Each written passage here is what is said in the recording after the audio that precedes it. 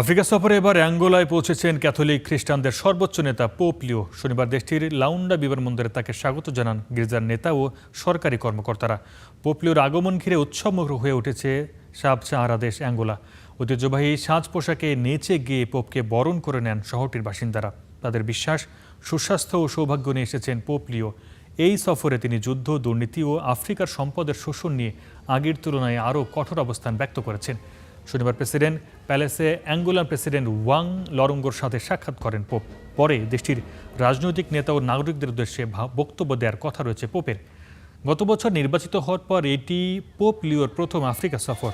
অ্যাঙ্গোলার আগে তিনি Algeria, Cameroon সফর করেন। এরপর ইকুয়েটোরিয়াল গিনি ভ্রমণের মধ্য দিয়ে শেষ হবে তার আফ্রিকা সফর।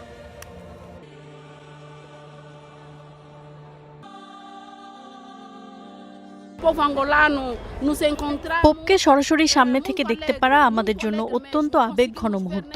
পোপ শান্তির বার্তা নিয়ে এসেছেন বলে আমরা আশাবাদী। আমরা খুবই আনন্দিত যে পোপ অ্যাঙ্গোলায় এসেছেন। তিনি আমাদের জন্য সুস্বাস্থ্য ও আশীর্বাদ নিয়ে এসেছেন।